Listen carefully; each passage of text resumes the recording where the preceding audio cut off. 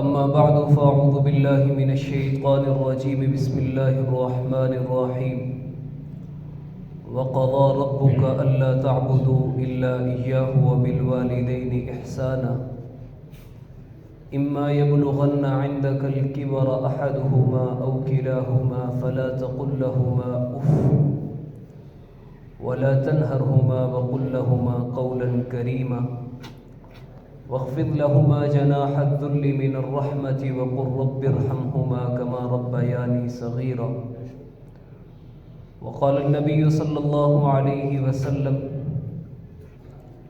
رضا الرب في رضا الوالد وسخط الرب في سخط الوالد أو كما قال نبينا وحبيبنا ومحبوبنا صلى الله عليه وسلم صدق الله العظيم وصدق رسوله النبي الكريم ونحن على ذلك لمن الشاهدين والشاكرين والحمد لله رب العالمين اللهم صل على محمد وعلى آل محمد كما تحب وترضى اللهم صل على سيدنا ومولانا محمد صلاة تنجينا بها من جميع الأهوال والآفات وتقضي لنا بها جميع الحاجات وتطهرنا بها من جميع السيئات وترفعنا بها عندك أعلى الدرجات وتبلغنا بها أقصى الغايات من جميع الخيرات في الحياة وبعد الممات إنك على كل شيء قدير. سامعین محترم، ابھی آپ حضرات کے سامنے قرآن پاک کا مختصر سا حصہ تلاوت کرنے کی سعادت حاصل کی ہے۔ قرآن پاک کی اس آیت مبارکہ میں اللہ تبارک و تعالی نے ابتداءً توحید کا درس دیا، شرک سے روکا۔ وَقَضَى رَبُّكَ أَلَّا تَعْبُدُوا إِلَّا إِيَّاهُ، کہ اے لوگو اپنے رب کی بندگی کرو، اپنے رب کی اطاعت کرو اور اس کے ساتھ کسی اور کو شریک نہ ٹھہراؤ۔ اور اس کے متصل ساتھ بالکل قریب ہی اللہ تبارک و تعالی نے دوسرا حکم دیا وَبِالْوَالِدَيْنِ إِحْسَانًا، کہ اپنے والدین کے ساتھ احسان کا معاملہ کرو۔ سمجھنا یہ ہے کہ احسان کہتے کس کو ہے؟ اگر ہمارے ساتھ کوئی آدمی نیکی کرے، کوئی آدمی بھلائی کرے، اس نے جتنی بھلائی اور نیکی ہمارے ساتھ کی، ہم بدلے میں اتنی نیکی اتنی بھلائی اس کے ساتھ کر لیں تو اس کو بدلہ کہتے ہیں، کہ اس نے میرے اوپر یہ مہربانی کی، میں نے اس کے اوپر یہ مہربانی کی تو یہ بدلہ ہو گیا۔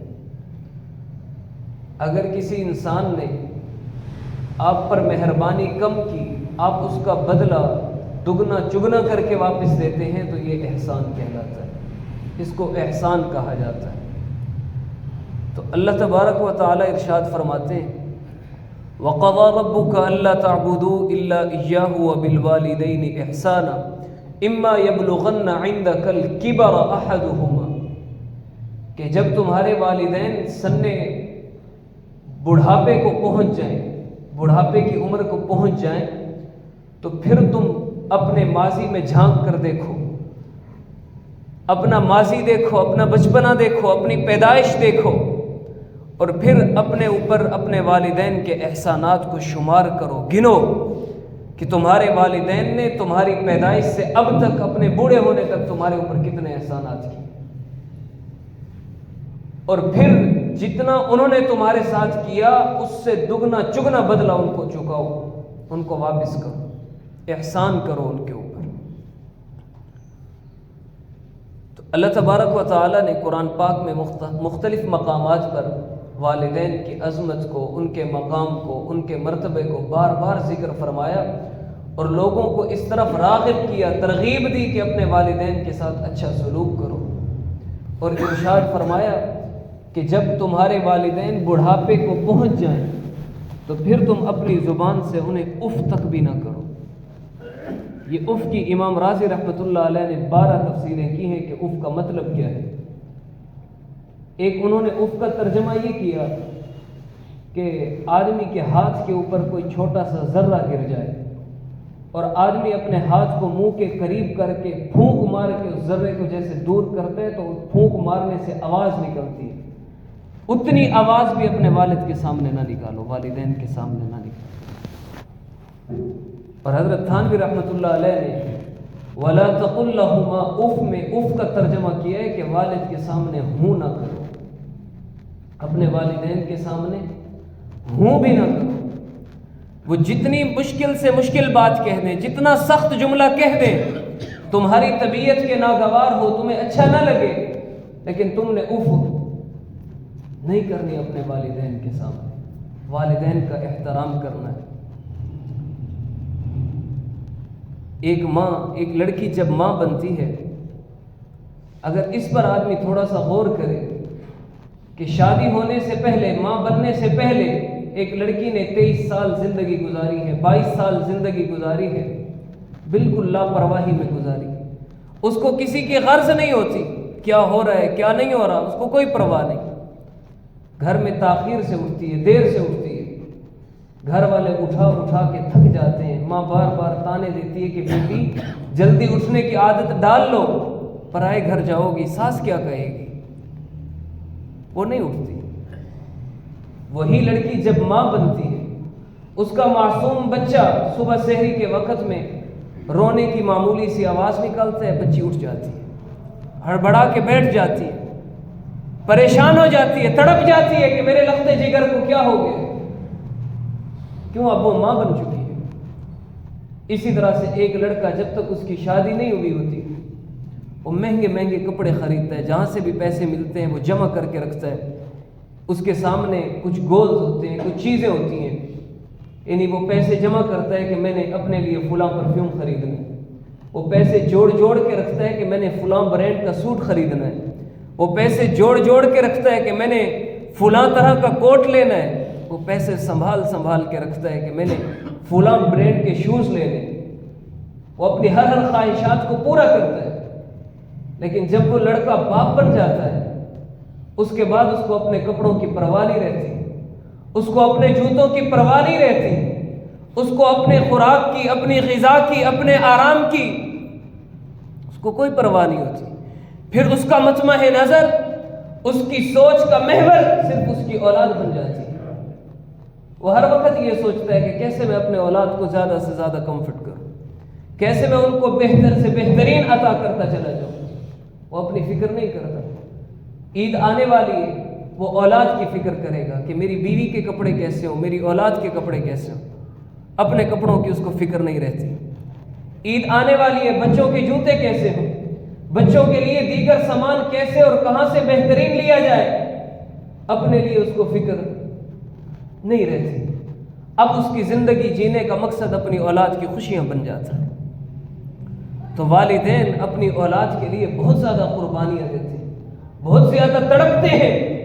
تبھی تو اللہ تبارک و تعالیٰ نے حدیث قدسی لمبی چوڑی ہے، میں اس کا ایک جملہ عرض کرتا ہوں۔ حدیث قدسی میں جب اللہ تبارک و تعالیٰ نے حضرت انسان کو اپنے احسانات یاد دلوائے، بتایا کہ انسان میں نے تیرے اوپر یہ احسان کیا، یہ احسان کیا، یہ دیا، یہ دیا، یہ دیا، پھر آخر میں اللہ تبارک و تعالیٰ فرماتے ہیں کہ انسان جب تو پیدا ہوا نا تو میں نے تجھے 2 نوکر دے دیے تھے، 2 خادم دے دیے تھے، 2 غلام دے دیے تھے۔ وہ جب تک تجھے نہیں کھلا لیتے تھے خود نہیں کھاتے تھے، وہ جب تک تجھے نہیں پلاتے تھے خود نہیں پیتے تھے، تجھے تکلیف ہوتی، تجھے کوئی دکھ پہنچتا، تجھے کہیں درد ہوتا، ان کی نیندیں اڑ جایا کرتی تھی، وہ بے چین اور بے قرار ہو جاتے تھے۔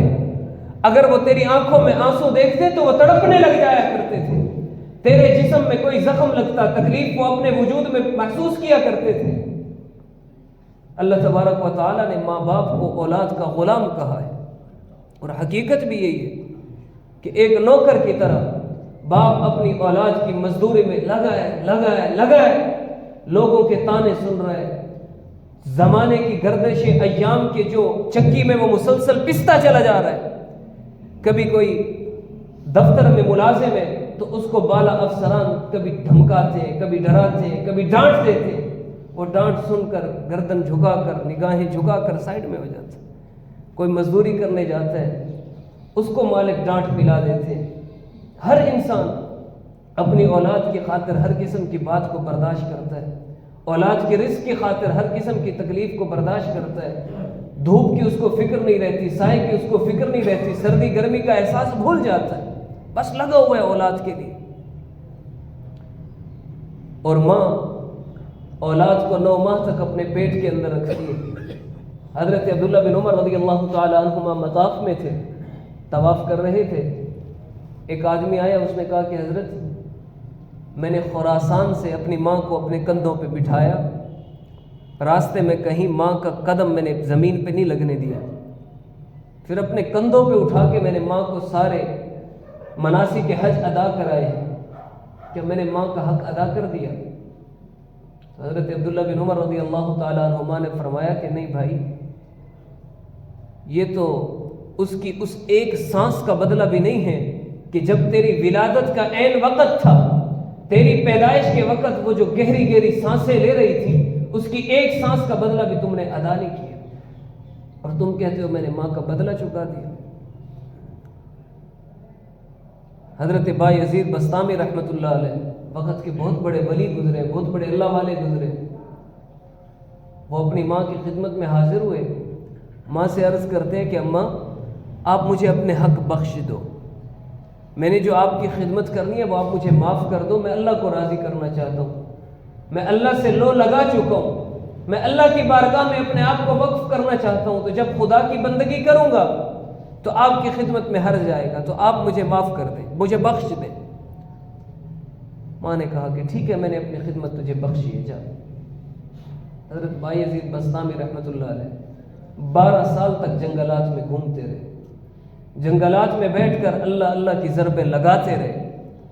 12 سال کے بعد اس علاقے سے گزر ہوا جہاں ان کا گھر ہوتا تھا، دل میں خیال آیا کہ اپنی ماں کی زیارت کرتا چلا جاؤں۔ جب اپنے گھر کے قریب پہنچے تو رات کا وقت تھا، تو دروازے پہ دستک دے کر ماں کو اٹھانا بہتر اور مناسب نہیں سمجھا، انتظار میں باہر کھڑے ہو گئے۔ جب صبح تہجد کا وقت ہوا تو گھر کے اندر سے پانی باہر آیا، سمجھ گئے کہ اماں تہجد کے لیے اٹھ گئی، دروازے پہ دستک دی، اندر آئے تو ماں مصلی کے اوپر بیٹھی ہوئی ہے اور زاروں قطار رو رہی ہے، اور اللہ تبارک و تعالیٰ سے دعائیں کر رہی ہے کہ اللہ میرا بیٹا بایزید آپ کی تلاش میں نکلا ہے، آپ کی رضا چاہیے اس کو، وہ مجھ سے اپنے حق معاف کرا گیا ہے، آپ اس کو مل جائیں، آپ اس کے حصے میں آ جائیں، اس کو اپنا بنا لیں۔ حضرت بایزید بسطامی فرماتے میری آنکھوں سے آنسو جاری ہو گئے، اور میں نے اپنے آپ سے کہا کہ بایزید تو جنگلوں میں جا کر جس خدا کو ڈھونڈ رہے وہ خدا تو تمہارے گھر میں موجود ہے، لہٰذا اسی کی خدمت کرو۔ ایک صحابی رسول اللہ صلی اللہ علیہ وسلم کی خدمت میں حاضر ہوتے ہیں، آ کر عرض کرتے ہیں یا رسول اللہ صلی اللہ علیہ وسلم میں جہاد پہ جانا چاہتا ہوں، میرا نام مجاہدین میں لکھ دیجیے۔ حضور پاک صلی اللہ علیہ وسلم نے فرمایا کہ تمہارے والدین زندہ ہیں؟ اس نے کہا جی یا رسول اللہ میرے والدین زندہ ہیں۔ فرمایا کہ جاؤ ان کی خدمت کرو، یہی تمہارا جہاد ہے۔ والدین کی خدمت سے بڑھ کر کوئی جہاد نہیں۔ ایک دوسرے صاحب حضور کی خدمت میں حاضر ہوئے، آ کر عرض کرتے ہیں یا رسول اللہ صلی اللہ علیہ وسلم میں ہجرت کر کے آ گیا ہوں، اور جب میں ہجرت کرنے کے لیے گھر سے نکل رہا تھا تو میرے ماں باپ دونوں رو رہے تھے، میری جدائی ان سے برداشت نہیں ہو رہی تھی، میں اپنے دل پہ پتھر رکھ کے آپ کی خدمت میں حاضر ہو گیا ہوں، اب میری بیعت قبول کیجئے ہجرت کے واسطے۔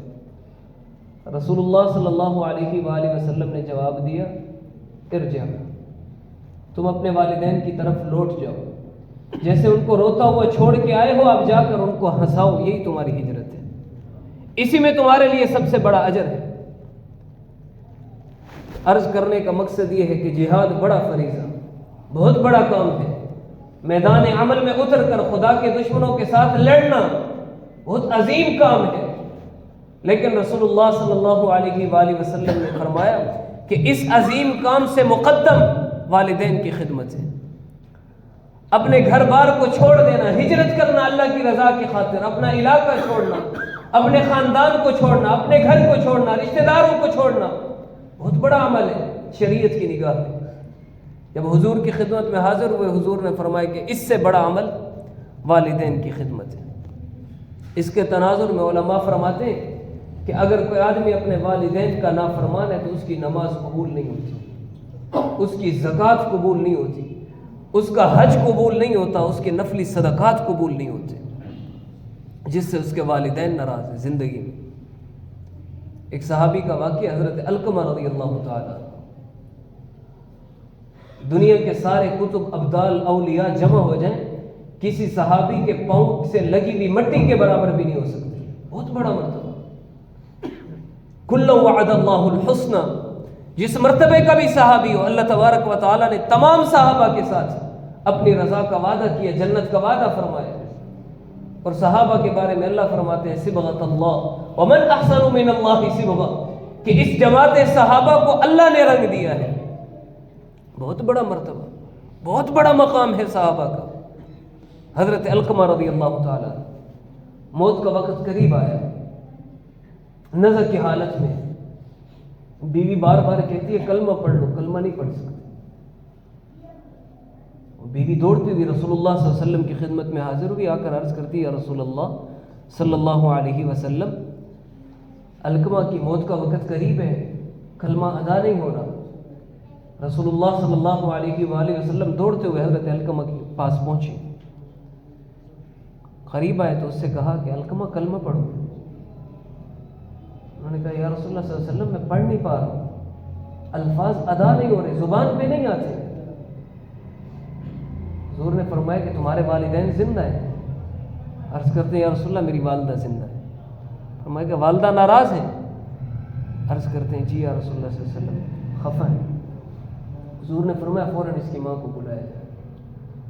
حضرت علقمہ رضی اللہ تعالیٰ عنہ کی والدہ محترمہ آ گئی۔ حضور نے پوچھا کہ علقمہ سے ناراض ہو؟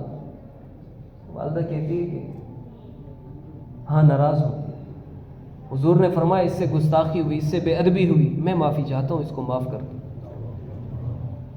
ان کی والدہ کہتی ہے کہ نہیں، بے ادبی گستاخی تو، حکم عدولی تو اس نے کبھی نہیں کی، لیکن یہ زبان کا سخت ہے، یہ بولتا بہت اونچی آواز میں، اس کا لہجہ مجھے اچھا نہیں لگتا، اس وجہ سے اس سے ناراض ہوں۔ زبان کا تیز ہے، کبھی بے ادبی نہیں کہ زبان کا تیز ہے، اس کا بولنا اچھا نہیں لگتا، اونچی آواز میں دھاڑ کے بات کرتا ہے، دھاڑ کے بات کرتا ہے۔ اس وجہ سے ماں کے دل میں تھوڑی سی رنجش تھی۔ صحابی رسول ہیں حضرت علقمہ رضی اللہ تعالیٰ عنہ، بہت بڑا نام ہے، کلمہ نصیب نہیں ہو رہا۔ رسول اللہ صلی اللہ علیہ وسلم نے ان کی ماں سے کہا کہ میں ان کو آگ میں ڈال دوں، ان کا رویہ، ان کی گفتگو سے آپ کو تکلیف پہنچتی تھی، ان کا لہجہ آپ کو سخت لگتا تھا، تو میں ابھی اس کو آگ میں ڈال دوں؟ تو ان کی والدہ نے کہا کہ نہیں نہیں، میں اتنی ناراض بھی نہیں ہوں، اس کو آگ میں نہ ڈالیں۔ تو رسول اللہ صلی اللہ علیہ وسلم نے فرمایا کہ اگر آپ اس سے راضی نہیں ہوتی، اسی حالت میں اس کی جان نکل گئی تو اللہ تبارک و تعالیٰ اس کو جہنم میں داخل فرما دے گی۔ حضرت علقمہ رضی اللہ تعالیٰ عنہ کی والدہ نے کہا کہ یا رسول اللہ میں اس سے راضی ہوں۔ جیسے ماں نے کہا کہ میں راضی ہوں، ادھر سے حضرت علقمہ کی زبان پہ کلمہ جاری ہو گیا۔ یہ بات بتانے کی ضرورت ہے کہ ہم اپنی اولادوں کو یہ بات سمجھائیں، ان کو یہ تربیت دی جائے۔ سے واقع والد صاحب نے زندگی میں ایک مرتبہ تھپڑ مارا اور ٹکا کے مارا تھا۔ اس کی وجہ یہ تھی کہ انہوں نے حکم کیا تھا کہ امی سے کہو مہمان ہے چائے بنائے۔ میں نے چائے کا حکم کیا، والد صاحب کی آواز آئی، میں نے امی سے پوچھا کہ امی چائے بن گئی؟ انہوں نے کہا ابھی نہیں بنی۔ تو میں امی جان سے اونچی آواز میں نے بات کی کہ مہمان کب سے بیٹھے، ابھی تک چائے نہیں بنی۔ ابا جی نے میری آواز سن لی تھی، فوراً باہر آئے اور زوردار تھپڑ انہوں نے مارا تھا۔ کہ یہ طریقہ ہے ماں سے بات کرنے، اس کی ضرورت ہے اور شدید ترین ضرورت ہے۔ آج کل ہم اور آپ اپنے گریبانوں میں جھانک کر دیکھیں، اپنے گھروں کا ماحول دیکھیں کہ اولادیں اپنی ماؤں کے ساتھ کس رویے میں بات کرتی ہیں۔ اللہ تبارک و تعالیٰ نے ارشاد فرمایا کہ جب والدین بڑھاپے کو پہنچ جائیں پھر ان کے ساتھ اچھائی کا معاملہ کرو، کیونکہ جب باپ جوانی میں ہو، جب باپ اپنی طاقت میں ہو، پوری قوت میں ہو، کما رہا ہو، کما کے اولاد کو کھلا رہا ہو، پھر تو اولاد باپ کے سامنے بات نہیں کر سکتی، باپ کو آنکھ اٹھا کے نہیں دیکھ سکتی، کیونکہ پھر مفادات میں خلل آتا ہے۔ اولاد کی وفا کا پتہ تب چلتا ہے جب والدین بوڑھے ہو جائیں کہ اب یہ والدین کے ساتھ کیا سلوک کرتا ہے۔ اور بہت سے لوگوں کو کہتے ہوئے سنا ہے کہ جی بس اب تو اولاد جوان ہو گئی، کوئی بات کہتے ہیں تو وہ آنکھیں نکال لیتے ہیں۔ اب معاشرے کا حال یہ بن چکا ہے کہ جب باپ بوڑھا ہو جائے تو وہ اولاد سے بات کرتے ہوئے ڈرتا ہے، وہ باپ اولاد کو مشورہ دیتا ہے، بات سمجھاتا ہے، اولاد آگے سے کہتی ہے کہ یہ پرانے زمانے کا آدمی ہے، اس کو پتہ نہیں چلتا۔ تو تمہارے باپ کو پتہ نہیں چلتا، پھر کس کو پتہ چلتا ہے؟ اپنے آپ کو باپ سے زیادہ ذہین سمجھتے ہیں۔ وجہ یہ دین سے دوری۔ میں نے پچھلے جمعے میں بھی عرض کیا تھا کہ جب ہم دین سے دور ہو جائیں گے، رشتوں کا تقدس ہمارے اندر سے چلا جائے گا، رشتوں کا احترام، مرتبہ اور مقام ہماری آنے والی نسل کو پتہ ہی نہیں چلے گا کہ اولاد کیسی ہوتی ہے، باپ کیسا ہوتا ہے، ماں کیسی ہوتی ہے، بھائی بہن کے ساتھ کیسا رشتہ رکھنا ہے۔ اولاد دور ہو جائے گی، جب دین سے دور ہوگی آٹومیٹک وہ رشتوں سے دور ہوتی چلی جائے گی۔ اور اس کی وجہ میں نے یہ بیان کی تھی کہ جتنے بھی اس کائنات میں رشتے موجود ہیں، ان سب کا تقدس اور مقام رسول اللہ صلی اللہ علیہ وآلہ وسلم نے بتایا۔ حضور کے آنے سے پہلے کسی رشتے کا کوئی احترام آنکھ میں نہیں تھا، رسول اللہ صلی اللہ علیہ وآلہ وسلم نے آ کر رشتوں کا تقدس اور مقام بتایا۔ اگر ہم حضور کی تعلیمات سے دور ہوئے تو پھر رشتوں کا احترام بھی ہم سے چلا جائے۔ حضرت مالک بن دینار رحمہ اللہ بہت بڑے اللہ والے، بہت بڑے فقیہ گزرے، 60 حج فرمائے۔ ایک مرتبہ حج میں تشریف لے گئے تو مجمع بہت زیادہ تھا، بہت لوگ آئے ہوئے تھے۔ دل میں خیال آ گیا کہ اتنا مجمع ہے، ان میں پتہ نہیں کتنوں کا حج قبول ہوگا، کتنے ایسے لوٹ جائیں گے۔ رات کو سوئے تو اللہ تبارک و تعالیٰ نے خواب دکھا دیا۔ خواب دیکھتے ہیں کہ اس سارے لاکھوں کے مجمع کا حج قبول ہے، ایک آدمی کا حج قبول نہیں ہے۔ اور پھر وہ آدمی بھی خواب میں دکھا دیا گیا۔ وہ آدمی جب خواب میں انہوں نے دیکھا، اس کا نام محمد بن ہارون تھا۔ اس کو تلاش کرتے کرتے کرتے کرتے اس کے خیموں تک پہنچ گئے۔ بلخ کے رہنے والے تھے، تو جہاں بلخ کے خیمے لگتے تھے وہ وہاں پہنچ گئے۔ پتہ کیا کہ یار یہاں پہ محمد بن ہارون بلخی نامی آدمی ہے کوئی؟ تو لوگوں نے بتایا کہ ہاں وہ بہت بڑے بزرگ ہیں، بہت بڑے اللہ والے، ساری رات مصلی پہ ٹھہر کے گزارتے ہیں، سارا دن روزے میں ہوتا ہے ان کا، اور اس وقت بھی ان کا خیمہ وہ پہاڑ کے قریب لگا ہے، وہ بالکل تنہائی میں رہتے ہیں، ہر وقت عبادت کرتے رہتے ہیں۔ حضرت مالک بن دینار حیران ہے کہ لوگ ان کے بارے میں یہ کہہ رہے ہیں، اور اللہ تبارک و تعالیٰ فرماتے ہیں کہ اس کا حج قبول نہیں ہے۔ تو مالک بن دینار رحمہ اللہ ان کے خیمے میں پہنچے، دیکھا تو وہ مصلی کے اوپر بیٹھے اور رکعتین نوافل پڑھ رہے۔ جب وہ نماز سے نفل سے فارغ ہوئے، حضرت مالک بن دینار نے سلام کیا تو محمد بن ہارون نے جواب دیا کہ آپ مالک بن دینار ہو؟ حیران ہو گئے کہ یہ کیسے پہچان گئے؟ انہوں نے کہا جی میں مالک بن دینار ہوں۔ پھر وہ کہتے ہیں کہ آپ نے خواب دیکھا ہوگا کہ میرا حج قبول نہیں ہے۔ وہ مزید حیران ہو گئے کہ یہ کیسی بات ہوئی؟ مجھے خواب میں اللہ تبارک و تعالیٰ دکھاتے ہیں کہ اس کا حج قبول نہیں ہے، سب کا حج قبول، صرف ایک آدمی ہے جس کا حج قبول نہیں ہے۔ اور اس کی فراست دیکھتا ہوں، اس کی بصیرت دیکھتا ہوں تو حیران کیے جا رہا ہے مسلسل۔ اس کے قریب ہوئے، دیکھا تو اس کا دایاں ہاتھ کٹا ہوا تھا۔ اس سے پوچھا کہ یہ کیا ماجرا ہے؟ محمد بن ہارون بلخی نے جواب دیا کہ حضرت یہ میرا 24واں حج ہے، ہر سال حج پہ آتا ہوں، ہر سال اللہ کا کوئی نیک بندہ آ کر کہتا ہے کہ محمد بن ہارون تمہارا حج قبول نہیں ہے۔ مالک بن دینار نے پوچھا کہ اس کی وجہ کیا ہے؟ ایسا کیا کام تم سے ہو گیا کہ تمہارا حج قبول نہیں ہوتا؟ یہاں آ کر بھی تم سے اللہ راضی نہیں ہوتے؟ حج کرنے سے تو بڑے بڑے گناہ معاف ہو جاتے ہیں، تمہارا کون سا گناہ ہے جو اللہ معاف نہیں کرتے؟ محمد بن ہارون نے جواب دیا کہ حضرت اللہ تبارک و تعالیٰ نے مجھے بہت زیادہ مال و دولت عطا فرمائی تھی، تو میں بہت زیادہ عیاش تھا۔ جب اللہ تبارک و تعالیٰ کسی کو مال و دولت دیتے ہیں، ہمارے اساتذہ فرمایا کرتے تھے کہ جب دولت آتی ہے تو وہ 3 چیزیں اپنے ساتھ لاتی ہے۔ وہ زنا اپنے ساتھ لے کر آتی، شراب اپنے ساتھ لے کر آتی، تکبر اپنے ساتھ لے کر آتی۔ اگر کسی آدمی کے پاس دولت آئی اور ان تین میں سے بھی کوئی ایک چیز اس کے پاس آ گئی تو آپ سمجھ جاؤ کہ قارون کے پاس بھی دولت بہت تھی، اس کو اللہ نے وہی خزانہ دی۔ اور اگر دولت آ گئی ان تین میں سے کوئی بات نہیں آئی تو آپ سمجھ جاؤ کہ اس پر اللہ کا بہت بڑا احسان ہو گیا کہ اللہ نے اس کو دنیا بھی عطا فرما دی اور اس کو خباثتوں سے اور ہر قسم کے گناہوں سے بھی محفوظ رکھا ہے۔ اب یہ دولت غرباء پہ، فقیروں پہ، مسکینوں پہ خرچ کرے۔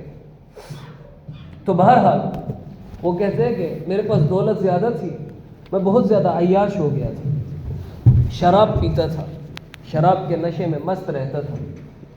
ایک دن میں اپنے گھر آیا تو میری ماں تندور پہ روٹیاں لگا رہی تھی۔ میں جیسے ہی گھر داخل ہوا تو ماں نے کوئی جملہ کہا، مجھے غصہ آیا، میں نے زوردار تماچا اپنے ماں کے چہرے پہ مار دیا، جس کی شدت سے ماں اس تندور کے اندر جا گئی۔ میں نشے میں بدمست تھا، اپنے کمرے میں چلا گیا، جا کے سو گیا۔ جب میرا نشہ اترا، میری آنکھ کھلی تو میں نے دیکھا کہ میری بیوی نے اپنا بیگ تیار کر رکھا ہے۔ میں نے پوچھا کہاں جاتی ہو؟ اس نے کہا کہ میں اپنے گھر جا رہی ہوں۔ میں کیوں جاتی ہو؟ اس نے کہا کہ جو آدمی اپنی ماں کا نہیں ہو سکا وہ میرے ساتھ کیا وفا کرے گا۔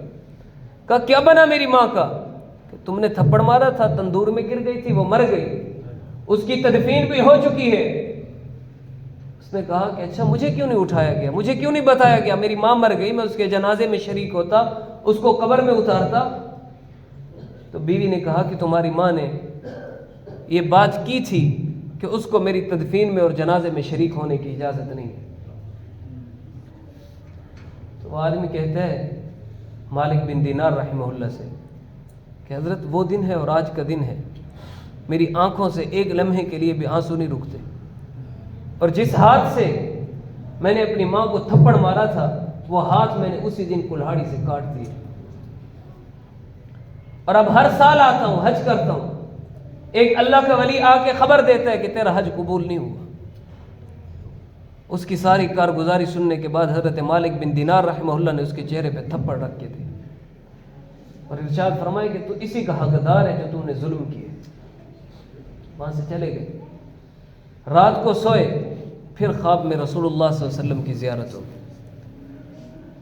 رسول اللہ صلی اللہ علیہ وآلہ وسلم نے حضرت مالک بن دینار رحمہ اللہ سے ارشاد فرمایا کہ مالک جاؤ اس بندے کو جا کے خوشخبری سناؤ جس کو تھپڑ مار کے آئے، اس کو بتاؤ کہ اللہ تبارک و تعالیٰ نے تمہارا حج قبول کر لیا، اور اس کو بتاؤ کہ اللہ نے تمہارے لیے جنت کا فیصلہ کر دیا اور وجہ تمہاری ماں بنی۔ یا رسول اللہ وہ کیسے؟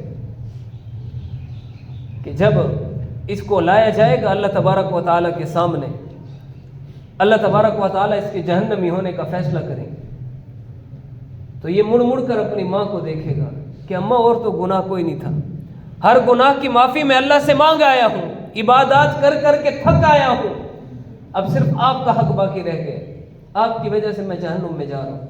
یہ مڑ مڑ کے ماں کو دیکھے گا، ماں کو رحم آئے گا، ترس آئے گا، وہ اس کو معاف کر دے گی، اللہ تبارک و تعالیٰ اس کو جنت میں بھیج دے۔ یہ ماں کا مقام ہے۔ حضرت اویس قرنی رحمہ اللہ صحابہ کے بعد سب سے افضل ترین شخصیت ہے، کبھی رسول اللہ صلی اللہ علیہ وسلم کی زیارت کے لیے نہیں پہنچ سکے، اور رسول اللہ صلی اللہ علیہ وآلہ وسلم ان کے علاقے کی طرف چہرہ کرتے، رخ کرتے اور اپنی باہیں کھولتے، اور حضرت اویس قرنی کو یاد کر کر کے حضور رویا کرتے کہ وہ میرا دوست اویس قرنی وہاں بیٹھا ہے، مجھ سے دور ہے، نہیں آ سکتا۔ اور صحابہ سے رسول اللہ صلی اللہ علیہ وسلم نے حکم فرمایا، ارشاد فرمایا کہ جب تم میں سے کوئی آدمی اویس قرنی سے ملے تو اس کو کہنا میری امت کے لیے دعا کرے۔ حضرت اویس قرنی، حضرت عمر بن خطاب اور حضرت علی شیر خدا کرم اللہ وجہہ حضرت اویس قرنی سے ملاقات کے لیے پہنچے۔ اس سے پوچھا کہ اویس تم حضور سے ملنے کیوں نہیں آتے تھے؟ بہت دور دور سے لوگ آ گئے، فارس سے سلیمان آ گیا، حبشے سے بلال آ گیا، دور دور سے آئے، تم کیوں نہیں پہنچے؟ حضرت اویس قرنی رحمہ اللہ علیہ نے ایک ان سے بات پوچھی کہ یہ بتاؤ کہ رسول اللہ صلی اللہ علیہ وسلم کے ابرو جڑے ہوئے تھے یا جدا جدا تھے؟ حضور کے ابرو جڑے ہوئے تھے یا جدا جدا تھے؟ حضرات سوچنے لگے، حضرت عمر بن خطاب رضی اللہ تعالیٰ عنہ، حضرت علی شیر خدا کرم اللہ وجہہ سوچنے لگ گئے۔ حضرت اویس قرنی نے جواب دیا کہ اگر دور سے دیکھا جاتا تو حضور کے ابرو ملے ہوئے نظر آتے تھے، اگر قریب آ کے دیکھا جاتا تو حضور کے ابرو جدا جدا نظر آتے تھے۔ دیکھا نہیں حضور کو، لیکن نقشہ حضرت اویس قرنی حضور کا بتا رہے۔ تو اللہ تبارک و تعالیٰ نے ایسی زیارات ان کو نصیب فرمائی جو 24 گھنٹے ساتھ بیٹھنے والے نہیں کر سکے۔ اس کی وجہ یہ ہوتی تھی کہ حضرت علی شیر خدا کرم اللہ وجہہ کا فرمان ہے، من رآہ بدیہۃ حابہ، کہ جو آدمی حضور کو یک بار کی دیکھتا، پہلی مرتبہ دیکھتا، وہ دہل جاتا تھا، سہم جاتا تھا، ڈر جاتا تھا، اس کی نگاہیں خود بخود جھک جاتی تھیں۔ حضرت بریرہ رضی اللہ تعالی عنہ صحابیہ ہے، زندگی میں صرف ایک مرتبہ حضور کو دیکھا۔ حضور کی وفات کے بعد حضور کا نقشہ بتاتی ہیں، کسی نے پوچھا کہ بریرہ بتاؤ حضور کیسے نظر آتے تھے؟ حضرت بریرہ مسلمان ہو چکی تھی، حضور کی زیارت نہیں ہوئی تھی، بار بار ہر وقت اپنے ابا سے کہتی تھی کہ مجھے حضور کی زیارت کرا دو، دور رہتے تھے کہیں۔ تو حجۃ الوداع کے موقع پر ان کے والد ان کو حج میں ساتھ لے کر آئے، یہ حج کے لیے آ گئے۔ تو ان کے والد نے ان سے کہا کہ بیٹا یہاں ٹھہرو، میں جس آدمی سے جا کے ملوں گا وہی ہمارے آخری نبی ہیں، ان کو آپ دیکھ لیں۔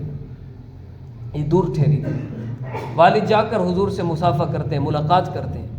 حضرت بریرہ دیکھ رہے ہیں، سالوں سے چاہت ہے، حسرت ہے، خواہش ہے کہ حضور کا چہرہ دیکھو۔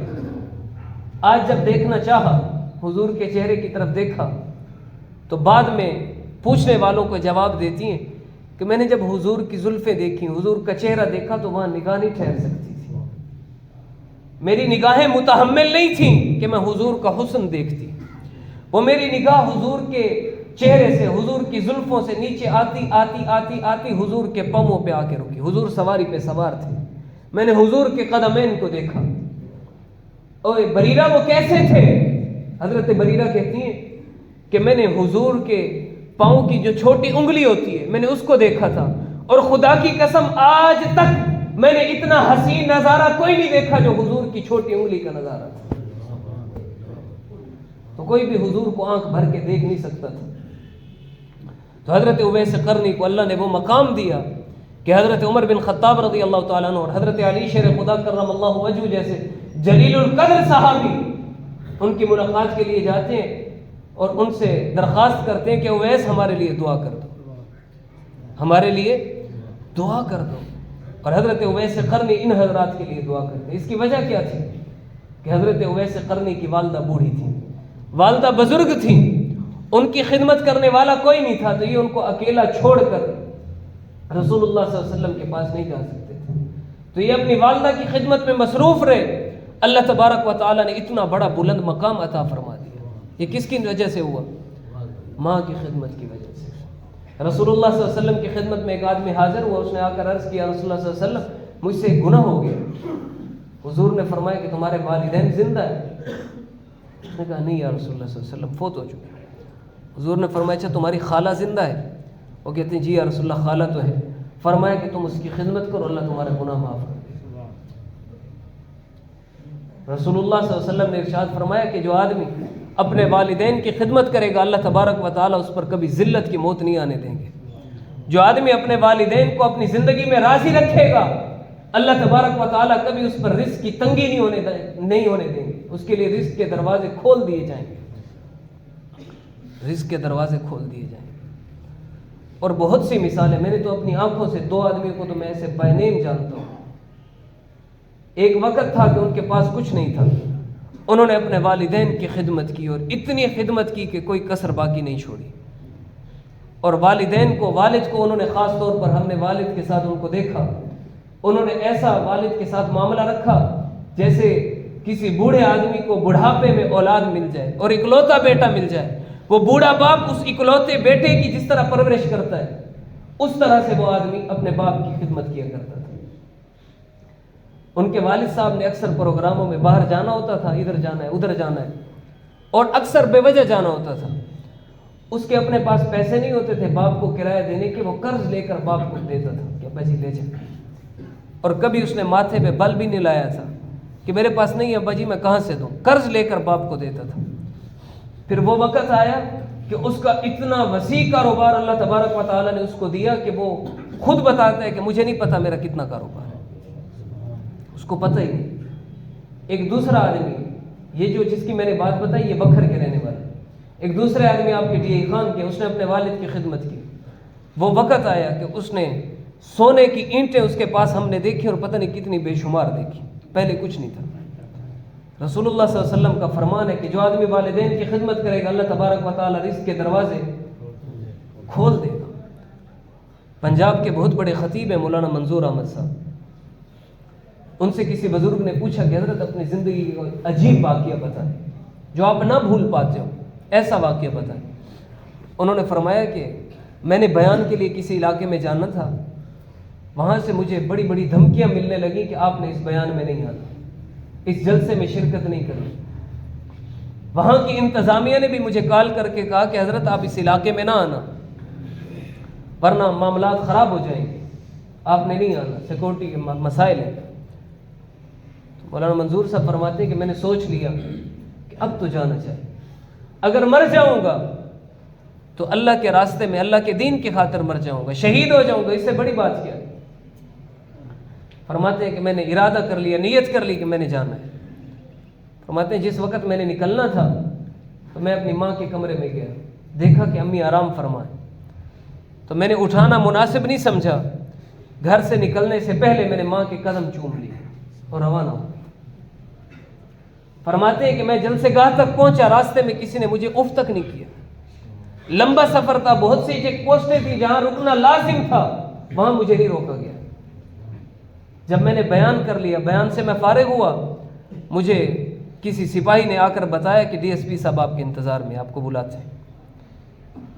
فرماتے ہیں میں نے سوچ لیا کہ بس ہتھ کڑی لگاتے ہیں اور کیا کرتے ہیں۔ میں DSP صاحب کے سامنے پیش ہو گیا کہ جی سائیں ہتھ کڑی لگانی ہے، کیا حکم ہے، کیا کرنا ہے۔ DSP صاحب نے کہا کہ ہمیں اوپر سے آرڈر آئے کہ آپ کو باعزت طریقے سے پروٹوکول کے ساتھ ہم آپ کے گھر تک پہنچا کے آئیں باحفاظت۔ فرماتے ہیں کہ میرے پروٹوکول میں 2-3 گاڑیاں پولیس کے آگے، 2-3 گاڑیاں پولیس کے پیچھے، اور مجھے باحفاظت اپنے گھر تک پہنچائے۔ فرماتے ہیں رات 3 بجے میں گھر پہنچا، تو جیسے میں گھر آیا تو میں نے چاہا کہ پہلے جیسے عادت ہوتی ہے کہ ماں کے کمرے میں جاتا ہوں، تو میں اپنی ماں کے کمرے میں گیا تو میری ماں سجدے میں پڑی اور زار و قطار رو رہی ہے۔ فرماتے ہیں میں نے ماں کو اس حال میں دیکھا تو میں نے بآواز بلند سلام کیا، السلام علیکم۔ والدہ اٹھ کے بیٹھ گئی، کہا کہ منظور آ گئے ہو بیٹا؟ میں نے عرض کی جی اماں جان آ گیا ہوں۔ ماں کہتی ہے بیٹا کوئی پریشانی کوئی تکلیف تو نہیں تھی؟ نہیں اماں جی کچھ نہیں ہوا۔ تو پھر معاملہ بتایا کہ اماں جی پریشانی تو تھی لیکن اللہ تبارک و تعالیٰ نے یوں کرم کر دیا، راستے میں سوچتا ہوا آیا کہ DSP جو مجھے کل تک منع کر رہا تھا کہ یہاں نہیں آنا، آج وہ مجھے پروٹوکول سے لا رہا ہے۔ وجہ کیا ہے؟ اوپر سے آرڈر آ گئی، کس کا آرڈر آ گیا، کیوں آ گیا؟ اب معلوم ہو گیا کہ آرڈر تو بہت اوپر سے آیا تھا اور وجہ آپ کی دعائیں تھیں۔ تو میں سارے نوجوان ساتھیوں سے دست بستہ عرض کرتا ہوں جن کی والدین زندہ ہیں ان کی خدمت کر لو۔ جو کام جو بات ان کی طبیعت ان کی منشا کے خلاف ہے اور تمہیں نظر آتا ہے کہ اس میں نقصان ہو جائے گا، خدا کی قسم نقصان نہیں، وہ نقصان خوشی سے سینے لگا لو، اپنے والدین کی بات کو نیچے نہ آنے دو۔ یہیں سے اگر کامیابیاں چاہتے ہو، اگر عزتیں چاہتے ہو، اگر شہرتیں چاہتے ہو، اگر یہ چاہتے ہو کہ تمہارے نام کے ڈنکے بجیں، اگر کامیابیاں چاہتے ہو تو اپنے والدین کو راضی کر لو۔ والدین کو ناراض کر کے خدا کی قسم رسوائی ہے، کوئی بھلائی کوئی خیر تمہیں نہیں ملے گی جب تک تمہارے والدین تم سے ناراض ہوں۔ اور اللہ تبارک و تعالی ہر چیز کو معاف فرما دیتے ہیں، والدین کی نافرمانی کو اللہ تعالیٰ قبول نہیں معاف نہیں فرماتے۔ ارشاد فرمائے کہ 4 آدمی جنت کی خوشبو نہیں سونگھ سکیں گے، ان میں ایک والدین کا نافرمان ہے۔ جس آدمی کے والدین اس حال میں رخصت ہوئے کہ والد اس سے ناراض تھا یا والدہ اس سے ناراض تھی، حضور نے فرمایا کہ وہ جنت کی خوشبو نہیں سونگھ سکے۔ ایک دوسری روایت میں رسول اللہ صلی اللہ علیہ وسلم نے حضرت عمر بن خطاب سے ارشاد فرمایا کہ عمر، اگر مجھے لوگوں کی سستی کا اندیشہ نہ ہوتا، اگر یہ خطرہ نہ ہوتا کہ یہ میں اعلان کروں تو لوگ سست پڑ جائیں گے، تو میں یہ اعلان کرتا کہ جو آدمی اپنے والدین کا فرما بردار ہے، جس سے والدین اس حال میں رخصت ہوئے کہ اس سے راضی تھے، تو اس آدمی کو جنت جانے سے کوئی چیز روک نہیں سکتی۔ اور اگر کسی کے والدین زندہ نہیں ہیں تو پھر اس کو چاہیے کہ وہ اپنے والدین کے رشتہ داروں کے ساتھ ویسا سلوک کرے۔ والدین کی زندگی میں ان کو راضی نہیں کر سکا، ان کی خدمت نہیں کر سکا، تو اب اپنے چچا کی خدمت کرے، اب اپنی خالہ کی خدمت کرے، جو والد کے دوست تھے اب ان کے ساتھ حسن سلوک کرے۔ اس سے امید ہے کہ اللہ تبارک و تعالیٰ اس کی کوتاہی کو معاف فرما دے گی، وگرنہ اس کے علاوہ کوئی چارہ نہیں ہے، کوئی بچنے کی جگہ نہیں ہے، کوئی گنجائش نہیں ہے۔ دعا ہے کہ اللہ تبارک و تعالیٰ ہم سب کو اپنے والدین کا صحیح معنوں میں فرما بردار بنائے۔